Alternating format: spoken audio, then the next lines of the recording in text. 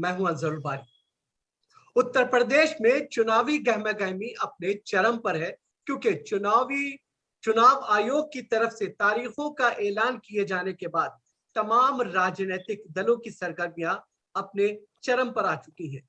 और ऐसे में यह कहा जा सकता है कि जो तमाम राजनीतिक दल है, खासतौर से समाजवादी पार्टी की बात करें या फिर भारतीय जनता पार्टी, कांग्रेस, बहुजन जो समाजवाद पार्टी है, तो ये जो चारों बड़ी पार्टियां हैं उत्तर प्रदेश की, उनकी गहमा गहमी को हम समझने की कोशिश करेंगे। ये भी जानने की कोशिश करेंगे कि आखिर ये जो बिखराव की स्थिति विपक्ष के अंदर है, बिखराव की स्थिति में वो किस तरह से भारतीय जनता पार्टी का मुकाबला कर पाएगी। तो आज का अहम मुद्दा हमारा यही है कि बिखरे विपक्ष के जरिए से कैसे विपक्ष भारतीय जनता पार्टी का मुकाबला करेगा। आज हमारे साथ इस मुद्दे पर बातचीत करने के लिए तीन खास मेहमान मौजूद हैं। हमारे साथ अतुल कुमार अंजान साहब हैं, जो कि सीपीआई के राष्ट्रीय सेक्रेटरी हैं, वो हमारे साथ हैं। हम उनका बहुत बहुत स्वागत करते हैं। हमारे साथ मोहम्मद अदीब साहब हैं, पूर्व राज्यसभा सांसद हैं, हम उनका भी बहुत बहुत स्वागत करते हैं। साथ ही साथ हमारे साथ वरिष्ठ पत्रकार और पूर्व सांसद संतोष भारतीय साहब हैं, वो भी हमारे साथ हैं, हम उनका भी बहुत बहुत स्वागत करते हैं। तो सिलसिले को आगे बढ़ाएं। सबसे पहले हम अतुल कुमार अंजान साहब, आप ही के पास हम आते हैं और आपसे जानने और समझने की कोशिश करते हैं कि सारे लोग दम भर रहे हैं भारतीय जनता पार्टी को सत्ता से बाहर रखने के लिए, लेकिन स्थिति यह है कि पूरा विपक्ष बिखरा हुआ है और ये बिखराव की स्थिति किस तरह से मुकाबला कर पाएंगे आप योगी का? अंजन साहब, बहुत महत्वपूर्ण विषय पर आज आप ये चर्चा कर रहे हैं और हमारे दो सहयोगी भी बहुत ही अनुभवी राजनीतिक और सामाजिक कार्यकर्ताओं में हैं, जिनके पास एक अपना लंबा जखीरा है, बहुत बड़ा जखीरा है अनुभवों का, और वो उत्तर प्रदेश से ही संबंधित है। तो लिहाजा ये बहस काफी दिलचस्प होगी। प्रश्न ये है कि हम सब चाहते हैं कि देश के संविधान को बचाए रखा जाए। हम सब इस बात को चाहते हैं कि देश के संविधान में जो व्यक्तिगत अधिकार दिए गए हैं लोगों को, उसकी हिफाजत हो सके। हम सब लोग इस बात के लिए कोशा हैं कि इस देश के संसदीय परंपराओं को और उसकी मान्यताओं को रखा जाए। हम इस बात के लिए भी प्रतिबद्ध हैं कि व्यक्ति की निजी आजादी के साथ उसे बोलने का, सोचने का, समझने का और अपने हिसाब से धार्मिक कर्मकांडों पर चलने का उसे अधिकार मिले। ये सारी चीजें हैं, लेकिन पिछले 3 दशक से, और खास तौर से अगर ये कहा जाए कि 1990 के बाद से, 89 के बाद से इस देश की राजनीति के अंदर इस तरह के बिखराव आए हैं। सिद्धांत अपनी जगह है, नीति अपनी जगह है, कार्यक्रम अपनी जगह है, ऐलान अपनी जगह है, लेकिन करेंगे हम इस देश के अंदर क्रोनी कैपिटलिज्म की हिफाजत, करेंगे हम इस मुल्क के अंदर क्रोनी कैपिटलिज्म की वकालत, हम इस देश के अंदर समाजवाद की बात करेंगे लेकिन मसाजवाद की राजनीति करेंगे। इस देश के पूंजीवादी तत्वों की मसाज करने का काम करेंगे, उन्हें और मजबूत करने का काम करेंगे, उन्हें और मोटा करने का काम करेंगे। और इस देश के अंदर आप देखिए कि पिछले साल की ही एक रिपोर्ट ये कह रही है कि 2021 के अंदर गरीब और गरीब हुए हैं, अमीर और अमीर हुए हैं, अमीरों की तादाद और बढ़ गई। इसलिए इन सब परिस्थितियों के इस पस मंजर में ये यूपी का चुनाव महत्वपूर्ण इसलिए है कि जरा बात बड़ी हो जाएगी और आप जल्दी में है फौरन नतीजा निकालने के लिए, क्योंकि आप दही को फेंट करके फौरन मट्ठा निकालने के चक्कर में घूम रहे हैं। तो और मक्खन खा लेने के चक्कर में है। मक्खन खाने के लिए इस देश के अंदर जो 15-20 बड़ी बड़ी मोटी ताकतें हैं, शार्क मछलियां, जिन्हें हम क्रोनी कैपिटलिज्म कहते हैं, जो दुनिया के अंदर 1 से लेकर 10 तक के बड़े बड़े मोटे अरबपति, खरबपति, अरबों खरबों डॉलरों के मालिक हैं, वो बनना चाहते हैं। उनकी जल्दी के साथ आप भी अपनी जल्दी को जोड़े हुए हैं। देख नहीं रहे सवाल बिखराव का जो आप बात कह रहे हैं, जो आप बात एक साल के अंदर गरीब और गरीब हुआ, गिरानी और बढ़ गई, महंगाई और बढ़ गई। लेकिन इस देश के अंदर एक परिवार के अंदर 1,14,000 करोड़ रुपए की आमदनी, उसकी हैसियत 1 साल में और बढ़ गई।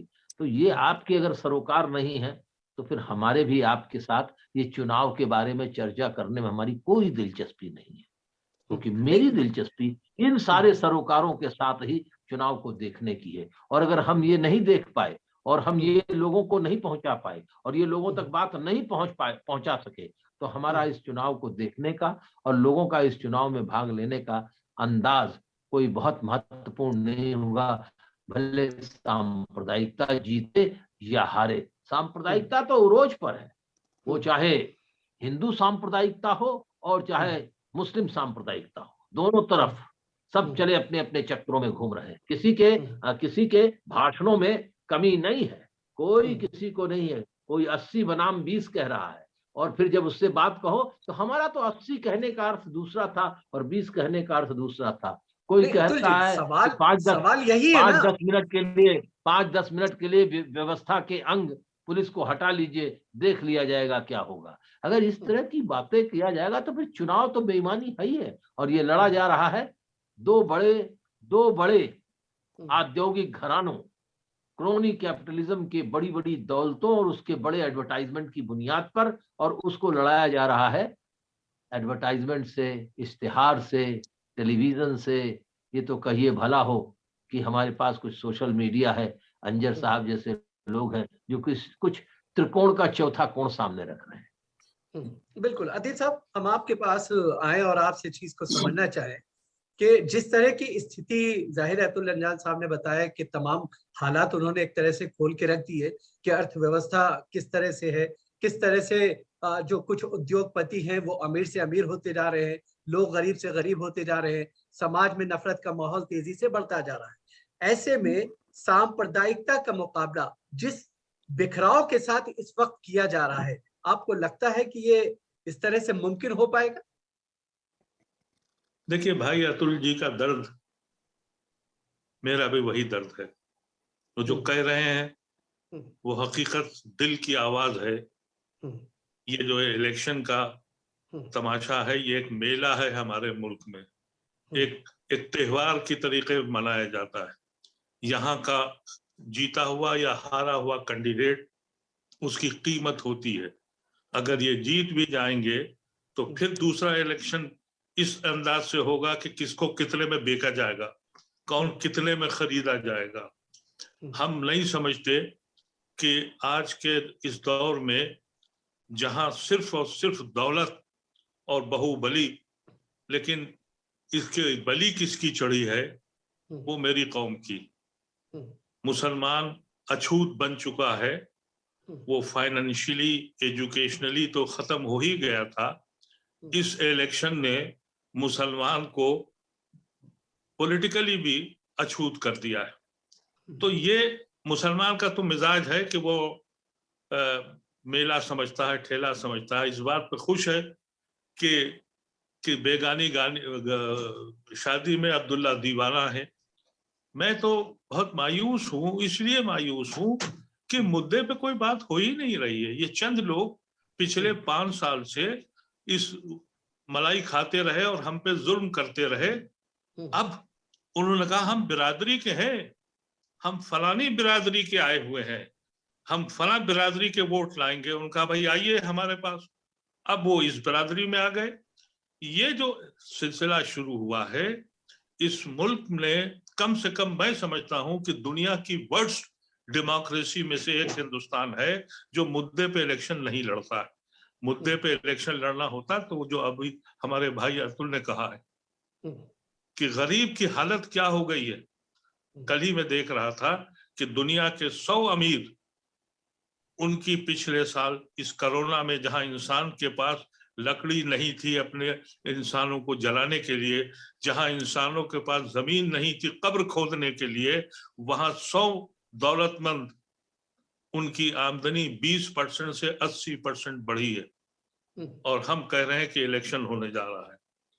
मैं बहुत मायूस हूं और मैं समझता हूं कि मेरा दर्द ये है कि मैंने बहुत पहले कहा था अपने दोस्तों से, और शायद अतुल भाई से भी कहा था, उनको अच्छा भी नहीं लगा था। मैंने कहा था जब तक कि मुसलमान है इस मुल्क में मुद्दे पे इलेक्शन नहीं होगा।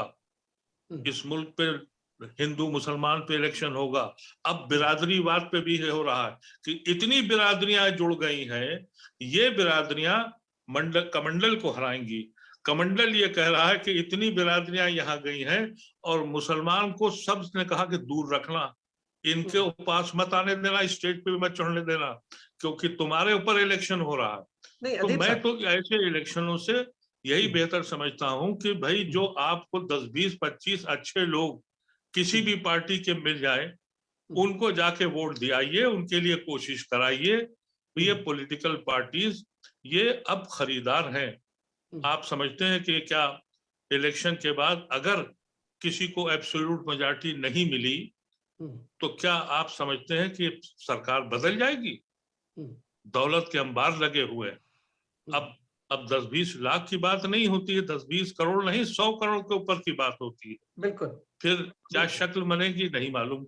ये जो पूंजीपतियों ने जो कब्जा किया है, ये अमेरिका से ज्यादा खतरनाक हो गया है। नहीं, सवाल फिर यही है ना, सवाल यही है कि आखिर इस बिखराव के साथ इन तमाम चीजों का, जिन चीजों का जिक्र अतुल जी कर रहे हैं या आप कर रहे हैं, मुकाबला इस तरह से हो पाएगा क्या? मुद्दा तो यही है। देखिए, मैं अपने बारे में मेरी अपनी ओपिनियन ये है, मैं कम्युनिस्ट पार्टी का मेंबर नहीं हूँ और स्टूडेंट लाइफ में कम्युनिस्ट पार्टी की मुखालफत की, सोशलिस्ट मूवमेंट में अपने को इन्वॉल्व करता था, लेकिन मैं अब समझता हूँ कि ये वो वाहिद पार्टी रह गई जो अपने आइडियाज पर, अपने उसूलों पर रही, नतीजा हुआ कि हाशिए पे चली गई। तो जो आदमी उसूल पे रहेगा वो हाशिए पे चला जाएगा। उसकी जेब में कितनी रकम है, कितनों को खरीद सकता है। ये इलेक्शन, हाँ एक बात जरूर है कि अगर इस इलेक्शन में मौजूदा सरकार फिर वापस आ गई, जिसके चांसेस अभी खत्म होने के नहीं है, तो फिर उसके बाद इलेक्शन का तस्वुर ही इस मुल्क से खत्म हो जाएगा, क्योंकि इलेक्शन कमीशन खत्म हो गया, पुलिस खत्म हो गई, इंतजामिया खत्म हो गई, अब बचा ये जो कुछ रह गया है, अब बीजेपी भी खत्म हो गई है। अब सिर्फ मोदी तो मुमकिन है, अगर मोदी है, क्योंकि मैं बराबर ये कहता हूं कि दुनिया हिटलर को जानती, दुनिया हिटलर की पार्टी का नाम नहीं जानती। एक वक्त वो आएगा कि हिंदुस्तान में बीजेपी का नाम भी खत्म हो जाएगा। ये होगा कि कभी जनसंघ हुआ करती थी, कभी बीजेपी हो जाती थी, अब मोदी है और मोदी है, और यही होगा। इसलिए बस एक दुआ है कि मुल्क को किसी सूरत से ये आखिरी इलेक्शन ना हो और ऐसा ना हो कि ये फिर वापस आए तो 2024 का इलेक्शन नहीं होगा। बिल्कुल। संतोष जी, अगर आपसे इन चीजों को हम जानने और समझने की कोशिश करें, जाहिर है कि जिस तरह से अतुल जी ने तमाम चीजें बताई, अदीब साहब भी कह रहे हैं कि कहीं ना कहीं सांप्रदायिकता ये एक बहुत ज्यादा जो है, ये कहा जा सकता है कि इसने अपने जड़ों को मजबूत कर लिया है। ऐसे में चुनाव का कोई मतलब नहीं रह जाता। लेकिन सवाल ये है कि किसी भी चीज को हराने के लिए इस तरह से ये जो बिखराव की स्थिति है कि कुछ उधर जा रहे हैं, कुछ इधर जा रहे हैं, कोई कहीं जा रहा है, आपस में इत्तेहाद नहीं, इत्तेफाक नहीं, ऐसी स्थिति में सांप्रदायिकता का या जो स्थिति बताई जा रही है, दिखाई जा रही है, उसका मुकाबला कैसे मुमकिन हो पाएगा? अंजर जी, मुझे नहीं पता कैसे मुमकिन हो पाएगा, लेकिन एक चीज जो नंगी आंखों से देख रहे हैं, और अतुल जी और अदीब साहब दोनों ने कहा, दोनों बहुत वाहिद लोग हैं, इस मुल्क के समझदार हैं, पर अफसोस की बात यह है कि पूरी सियासी बिरादरी में अब ऐसे लोग नहीं बचे जो लाइक माइंडेड लोगों को इकट्ठा कर सकें, जो मुद्दों को तय करा सकें या मुद्दों के ऊपर अड़ सकें। ये बड़े अफसोस की बात है। जैसे पहले लोग होते थे जो विपक्षी दलों को एक करते थे, क्योंकि आपका मुख्य मुद्दा यही है कि विपक्ष बिखरा हुआ है, तो आप कैसे मुकाबला करेंगे सत्ता का, जो मैं समझा हूं। और उसमें हम देख रहे हैं कि सिर्फ मुसलमान ही साइड में नहीं है, दलित भी साइड में है। उसकी भी कहीं चर्चा कहाँ होती है। मान लिया जाता है कि दलित इनको वोट देंगे या हमारे हम इनको चुनाव से पहले मैनेज कर लेंगे, लेकिन इस चुनाव में ना मुसलमानों की कोई पूछ है, ना दलितों की पूछ है, और एक तीसरा तबका और है। देश के लोगों को ये नहीं पता है कि वामपंथी लोग किसी कुनबे में हैं या नहीं है, या अकेले चुनाव लड़ रहे हैं, और लड़ रहे हैं तो ये हमारे यहाँ का मीडिया का हाल है।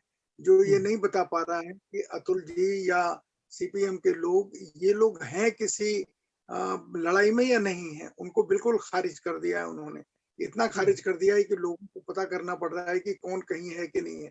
मैं सार्वजनिक रूप से जानना चाहता हूँ अतुल भाई से कि वामपंथी पार्टियों की क्या स्ट्रेटजी क्या है, लोगों की नजर में आने का कोई तरीका है, या इस मीडिया के वो वैसे ही शिकार होंगे जैसे मुसलमान शिकार हैं और जैसे दलित शिकार हैं। हालत यह है कि जो मीडिया है, भारतीय जनता पार्टी अकेले सांप्रदायिकता के आधार पर चुनाव नहीं लड़ रही है, उसके साथ एक बहुत बड़ी ताकत इस मीडिया की है, जिस मीडिया के कभी आप और हम अच्छे सदस्य हुआ करते थे।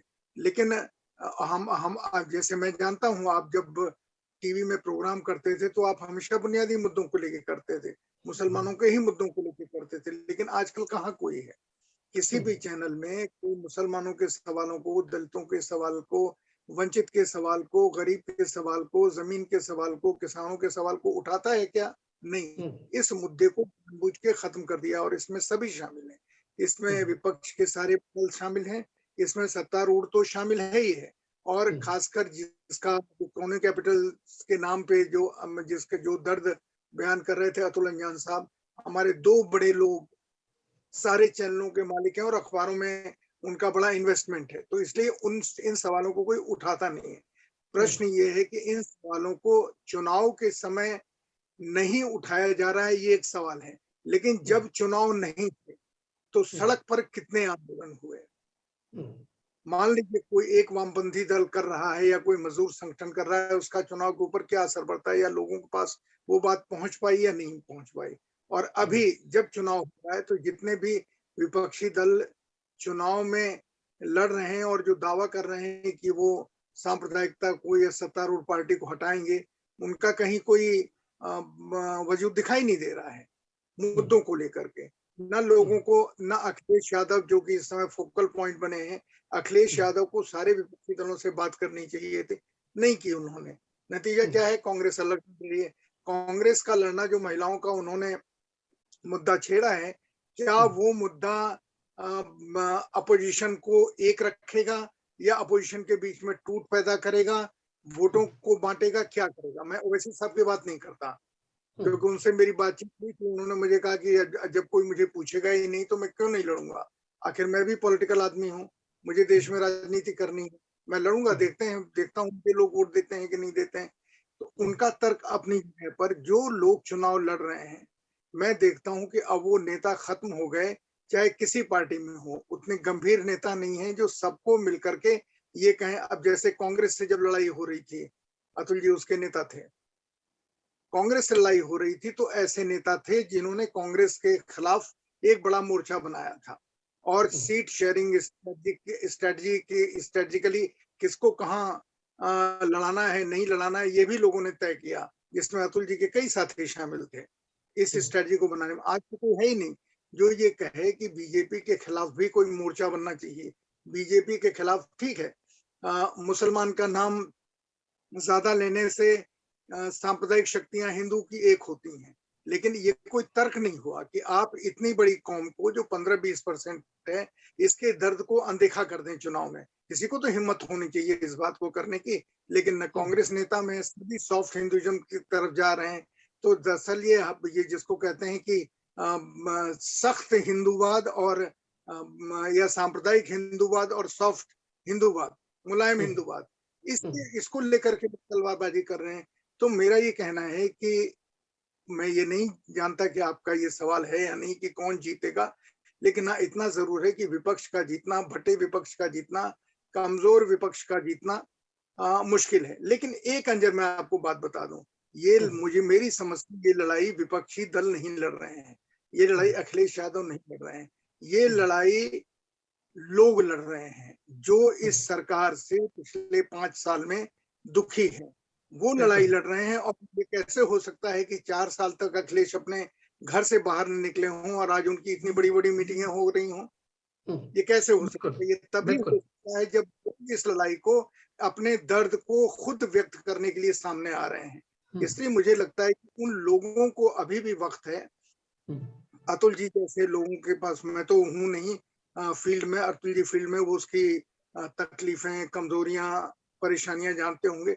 लेकिन अभी भी वक्त है, अगर कोई तरीका निकल सके और लोगों के सामने बात आए, तो जो अतुल जी ने बात कही थी वो बहुत सही है कि किस तरीके से इस देश की संपत्ति को 2 या 3 घराने या 10 घराने मिलकर लूट रहे हैं और उनकी संपत्ति इतनी बड़ी है। सत्य ही बहुतों को नहीं पता है।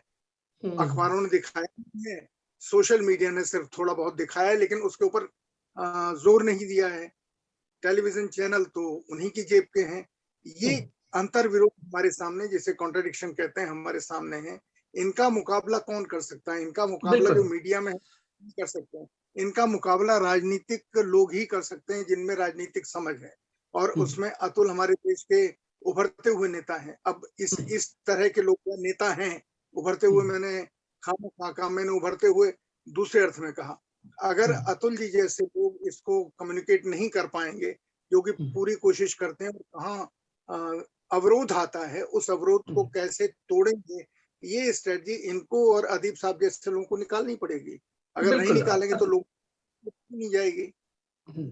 जी अतुल जी, जिन पॉइंट्स की तरफ संतोष भारती साहब इशारा कर रहे हैं कि जाहिर है कि वो कहीं ना कहीं इस चीज को मान रहे हैं कि बिखरा हुआ विपक्ष जाहिर है कि मुकाबला नहीं कर सकता, लेकिन जिस तरह की रैलियों में भीड़ देखी जा रही है, जो आदमी 4 साल तक घर में बैठा रहा, बाहर ना निकला, अचानक से उसकी रैलियों में अगर इतनी भीड़ आती है तो कहीं ना कहीं एक जन समर्थन है, लोगों के अंदर सत्ता पक्ष को लेकर के नाराजगी है, एंटी इनकम्बेंसी का जो एक माहौल होता है वो पूरी तरह से है। ऐसे में क्या वजह है कि जो विपक्ष के अहम दल है वो इन चीजों को समझ नहीं पा रहे हैं और जनता समझ रही है? देखिए, ये एक ऐसा गंभीर मसला है जिसको बड़ी गहराई से समझने की जरूरत है। भाई संतोष भारती ने इतनी गहराई से सब बातों को कहा, वो जानते हैं, वो देखते रहे हैं। अदीब भाई ने भी बहुत सी तरफ निशानदेही की है। आप कह रहे हैं बिरादरियों की बात, क्या कहते हैं, अदीब भाई ने कही। मुझे याद है संतोष भारती जी भी मौजूद थे। स्मृति शेष राजा विश्वनाथ प्रताप सिंह की 75वीं वर्षगांठ मनाई जा रही थी। उनके घर पर ही बहुत बड़ा पंडाल लगा था, हजारों लोग इकट्ठा थे। एबी वर्धन साहब मौजूद थे, सुरेंद्र मोहन साहब मौजूद थे, और जो है प्रभास जोशी जी मौजूद थे। राम बहादुर राय जी ने किताब लिखी थी उन पर, उस किताब का इजरा होना था, उसका लोकार्पण होना था। हमसे प्रभास जोशी जी ने कहा कि आप इस कार्यक्रम का संचालन कर दीजिए। मैंने कहा मैं नहीं कर सकता इस काम का संचालन। किस आदमी के बारे में आप कह रहे हैं कि मैं संचालन कर दूं? बड़ी भारी लड़ाई लड़ी इन्होंने मंडल कमीशन की, वगैरह वगैरह वगैरह। लेकिन भारतीय परिस्थितियों में ये आदमी भी खामोश हो रहा है। ये आदमी भी, मैंने उनके बारे में कहा था कि ये व्यक्ति है राजा विश्वनाथ प्रताप सिंह, जो क्षण में बैरागी हैं और क्षण में बागी। 1 मिनट में बागी हो जाते हैं, 1 मिनट में बैरागी हो जाते हैं। बिल्कुल। तो लोगों को बड़ा अजीब सा लगा था। और जब राजा वीपी सिंह जी ने अपनी बात अपने भाषण में कही तो उन्होंने कहा कि मैंने समाज में वंचितों को इकट्ठा करने का काम किया था और मैंने मंडल कमीशन की थाली परोस करके दी थी। उनका भाषण का हिस्सा है, मैंने मंडल कमीशन की थाली परोस कर दी थी। वहां रामविलास पासवान जी भी बैठे थे। उन्होंने कहा कि अब लोग लग गए हैं कि इस मंडल कमीशन को हम कटोरियों में बांट रहे हैं, जिसे मैंने थाली में परोसा था उसे लोग कटोरियों में बांट रहे हैं। अदीब साहब ने जो बात कही वो वही है, ये बिरादरियों की बात कटोरियों में बांटी जा रही है, जो वीपी सिंह जी ने कही थी। और ये जो राजनीतिक अस्मिता के साथ साथ जातीय अस्मिता, हम भी हैं, हमको भी स्वीकार करो, ये भारतीय लोकतंत्र का सबसे बिखरा हुआ पहलू और सबसे खतरनाक पहलू है। और ये पहलू भी भारत के अंदर क्रोनी कैपिटलिज्म के दावेदार लोगों ने जनता की एकता को तोड़ने के लिए अपने संचार माध्यमों का प्रयोग कर कहा है। और लगातार जातिवाद जातिवाद जातिवाद, ये बात सही है कि बिना कुछ संघर्ष किए जनता में इतना गुस्सा है इस भारतीय जनता पार्टी की सांप्रदायिक नीतियों के चलते, इसकी देश बेचो नीतियों के चलते, इसकी राष्ट्रीय स्वाधीनता आंदोलन की तमाम अस्मिताओं को बेचने की जो योजनाएं हैं, जिस तरह से लोगों के साथ वो अन्याय कर रही है, गरीबों को और गरीब बना रही है। नाम गांधी के हत्यारे जब गांधी के चश्मे का प्रयोग करने लग जाए, समझ लो कितनी भयावह स्थिति हो जाए। ऐसी स्थिति के अंदर हमारे सामने बिखरे हुए विपक्ष को इकट्ठा करना भी मुश्किल काम है, क्योंकि इस बिखरे हुए विपक्ष को और बिखेर देने का काम ये क्रोनी कैपिटलिज्म कर रहा है। और आज लोग भी परेशान होकर किसी एक व्यक्ति को जानते हुए कि कुछ नहीं है, उसे अपने प्रतीक के रूप में, विपक्ष एक विरोध के प्रतीक के रूप में इस्तेमाल कर रहे हैं। देखें क्या होता है इसका, क्योंकि अभी मैं नहीं मानता कि भारतीय जनता पार्टी के सारे दांव पेच खत्म हो चुके हैं उत्तर प्रदेश में। ये बानगी है, ये चुनाव उत्तर प्रदेश में, ये जो चुनाव है, ये चुनाव तय करेगा कि जुलाई के महीने में राष्ट्रपति कौन बनेगा। बिल्कुल, उत्तर प्रदेश के ये चुनाव ये तय करेंगे कि कौन राष्ट्रपति होगा, और फिर अगर राष्ट्रपति अगर बनने की तैयारी हो जाएगी तो क्या संसदीय व्यवस्था रहेगी या प्रेसिडेंशियल फॉर्म ऑफ गवर्नमेंट की तरफ मोदी जी बढ़ जाएंगे। ये एक प्रश्न है दिमाग में, इस पर चर्चा करनी चाहिए तमाम लोगों को।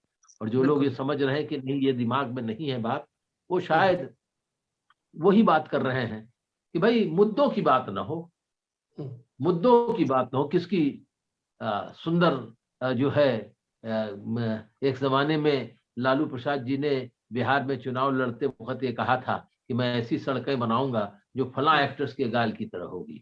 अब एक साहब ने उत्तर प्रदेश में नारा दे दिया है कि हम ऐसी सरकार बनाएंगे जो कंगना रनौत के गाल की तरह होगी। तो इस तरह की बातें जो है, मुद्दा ही ना हो चुनाव के अंदर, गाली गलौज का पूरा माहौल बना हुआ है, एक दूसरे को गाली देने का पूरा माहौल बनाए हुए हैं, कोई महत्वपूर्ण बात हो नहीं पा रही है।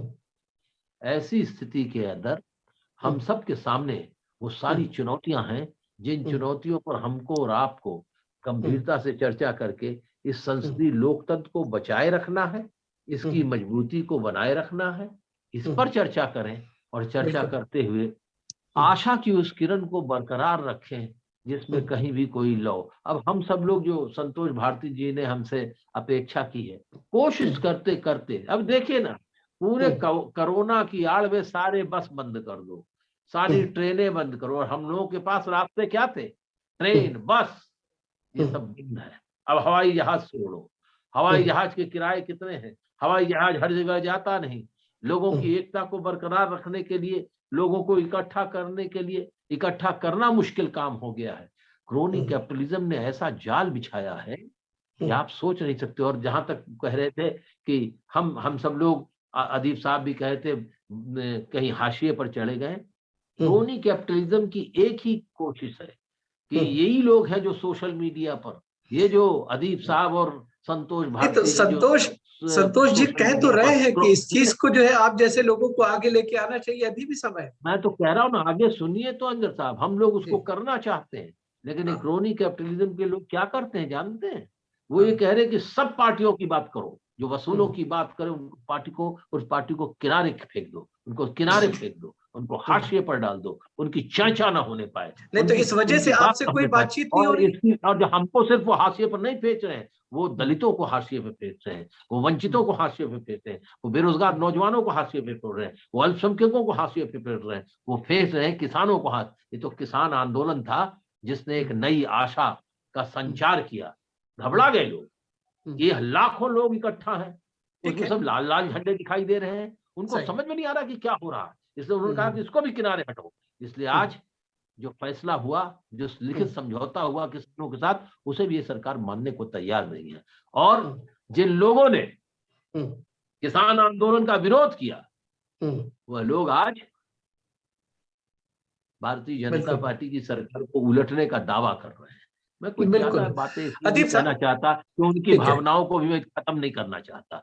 बदलाव अगर हो सकता है, अरे इस सरकार को अगर उखाड़ के फेंका जा सके वही काफी है, फिर आगे जो आएगी उसको उखाड़ना जरा आसान होगा। ठीक है अदीप साहब, चूंकि समय की मजबूरी है, आखिर ये बदलाव कैसे मुमकिन हो पाएगा? ये भी क्रोनी कैपिटलिज्म का एक खेल है अंजर साहब, ये भी एक क्रोनी कैपिटलिज्म का खेल है, समय की मजबूरी है। जी अदीप साहब। जी क्या कहा आपने? नहीं, हम ये जानना चाह रहे हैं कि आखिर ये बदलाव कैसे आ पाएगा जब इस तरह से बिखराव दिखेगा? देखिए ऐसा है कि बिखराव जो आपने जिक्र किया वो तो इसलिए है कि हर पार्टी अपने वजूद को बढ़ाना चाहती है।